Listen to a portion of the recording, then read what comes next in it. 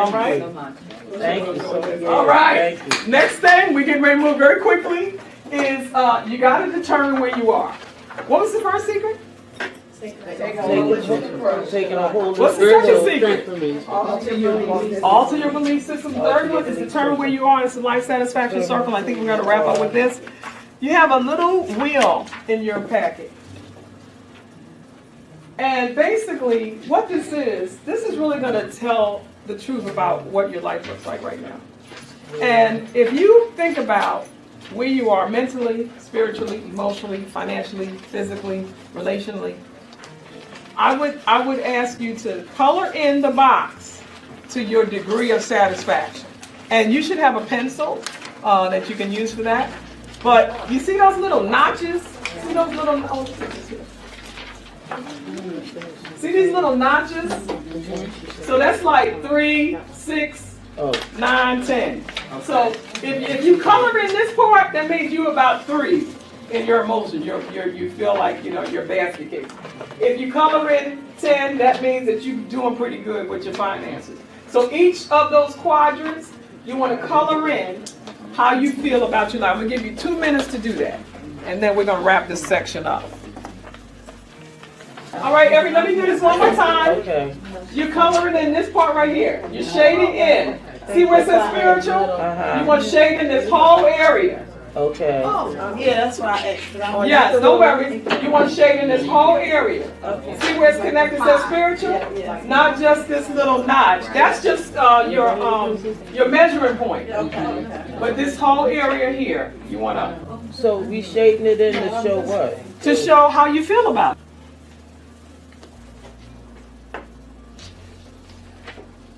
Okay, time's up. Everybody done? Can I see it if you just hold it up?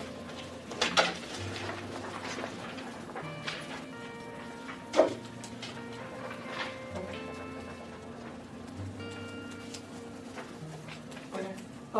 Turn it around so everybody can see it. Turn it around. Bare your soul. Okay, so if that was a tire on your car, how far would it get you?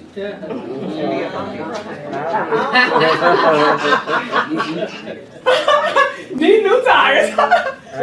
How far would it get you? Now this is a fully This is a fully inflated tire. So if you are not, even if it's just a little, you're gonna have to get somewhere to get help. Correct? So, living your dream is about understanding how to address that. That course, Destination Transformation, will help you do that. Okay?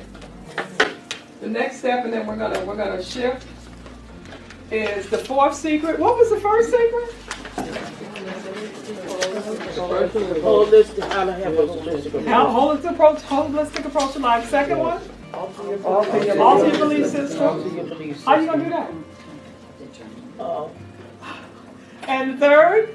Determine where you are. And we just did that. Right. And it's okay to thank you for your honesty. And the fourth one is to set smart goals. Most people who work in business have heard this 1,000 times.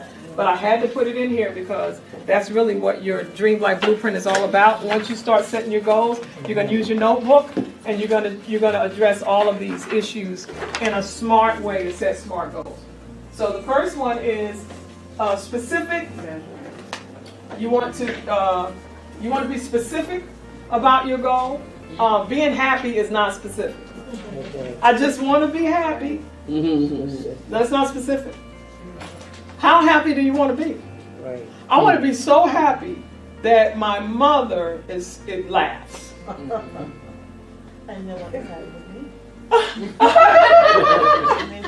We could keep drilling that down. Measurable. So I want to be so happy that my mother laughs 2 times. I'm measuring it by the fact that she is so happy for me. I have a measurement. My mother laughed. She didn't just laugh. She laughed 2 times. Action oriented. What do I need to do to get to where I need to be? What are the steps that's going to take me where I need to go? Realistic. Is it realistic? I want to lose 50 pounds next week. Y'all should have all hollered. I want to lose 50 pounds next week. Is it realistic? No. Okay, so we gotta say, this is one thing I tell people often, you know, I wanna be, they wanna say I wanna be a millionaire. I was in a session late, I wanna make millions, I wanna have 1 million customers. I said, really? You wanna have 1 million customers? I said, well, how many people do you have to hire to service 1 million customers? Like, is that realistic? Right. So we have to, whittle that down to the least common denominator where it makes sense. I might be able to lose 16 ounces by next week. Maybe after I, take a visit, what my mother used to say, a visit, but not 50 pounds. And then it has to be time bound. That's why I said next week. So we want to have some 30, some 60, some 90-day goals. Then we go out to 3 years and then 5 years. But we start with the SMART goal system. All right, we're going to move quickly. SMART foundation, a specific, measurable, we went through this already, and realistic. Time bound. And this helps keep you motivated and moving towards your goal. And also gives you a sense of urgency. Like, I got to finish this by next week. I'm going to step it up a little bit. All right, but if you give yourself, see, one of the things, and this is, I think, the biggest reason why you need a coach, because you need accountability. Most of my clients, whenever they know they have to talk to me, they step up they step it up. They're like, oh, I gotta get something to report. I have something to report. I have a paper to turn. I have an assignment. That's what I look at. I have an assignment to do. Right. But if you're left to your own devices, you're always giving yourself a way out. Yeah. So this accountability is really important. Yeah. So, right now, can you think of one spiritual goal? Because this is what we're talking about. I know this is kind of a little different way of talking about spiritual things. And look at your little paper about where you are. Write down one spiritual goal. You can write it in your notebook or you can write it on your Dream Life Blueprint. What is one spiritual goal you have?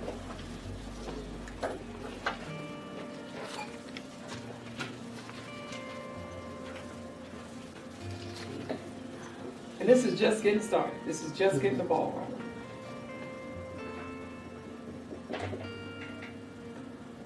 30 seconds.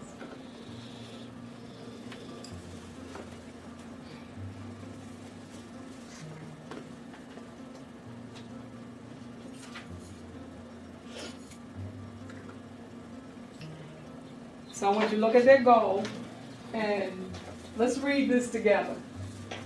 Believe in what you want so much that it has no choice but to materialize.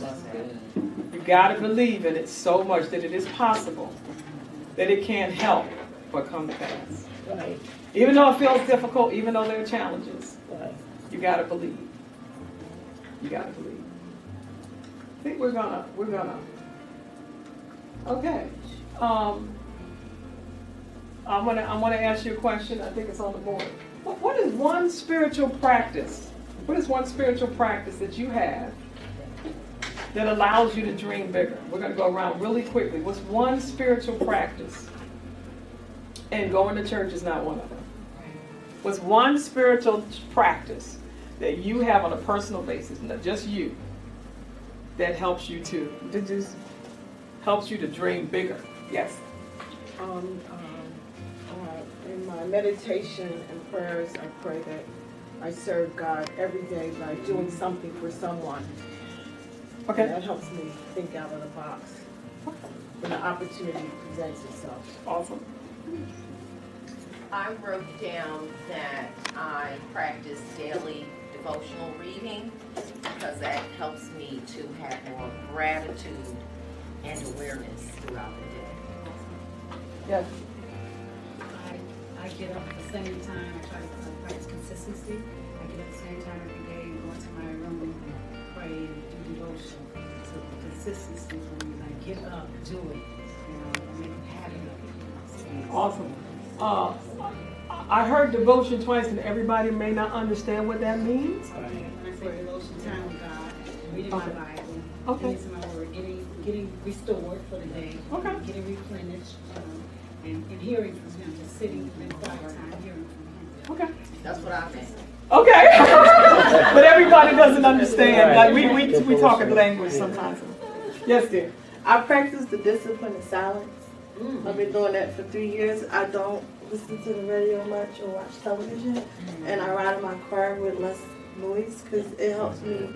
It has helped me to become a better listener, being able to really flush out things and become clear with my own self-thoughts, because they can be negative sometimes. And so I'm able to have rational conversations with myself. Devon?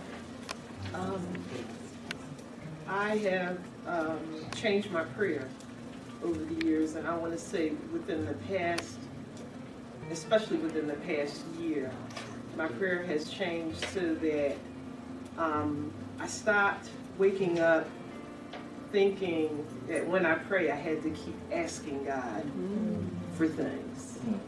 And so my prayer has shifted now where I'm asking God to bless me to be open, so that I'm asking him, what do you desire and require of me today?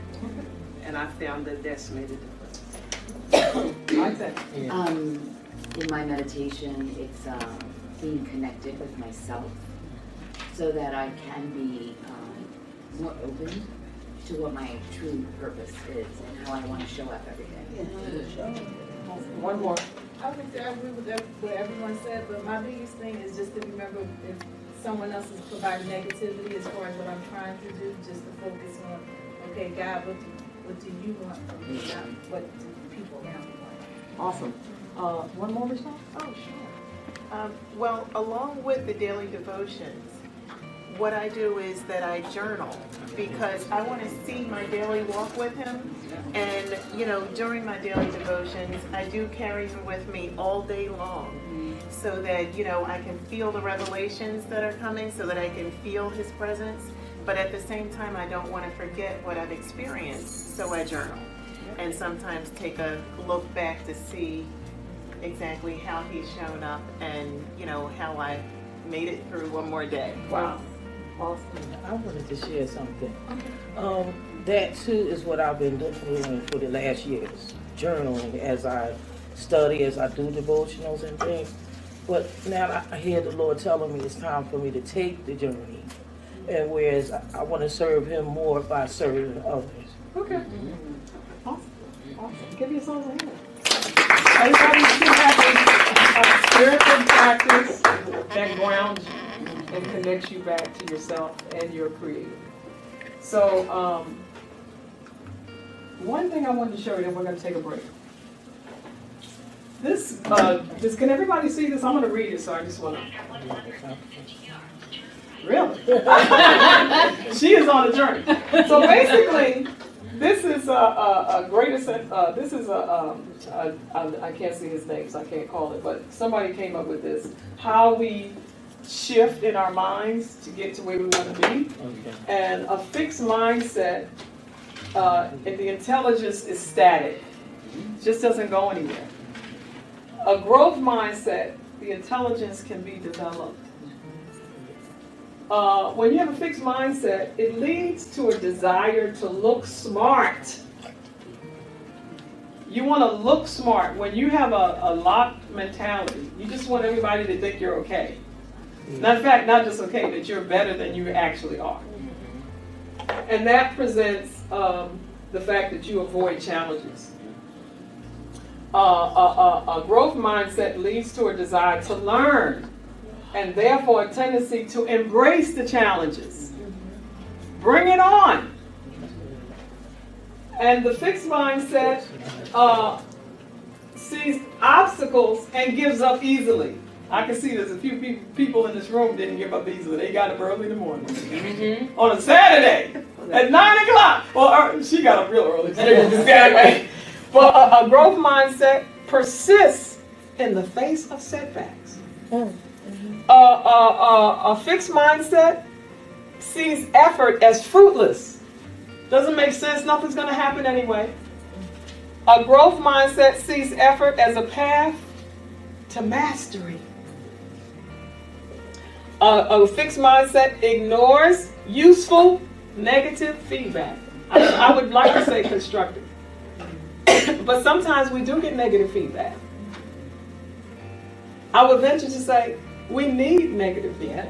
Yeah, thank God. But a fixed mindset ignores it and actually gets mad about it. A growth mindset learns from the criticism. Somebody said there's always some truth in every lie. Finally, a fixed mindset, when you see the success of others, feels threatened.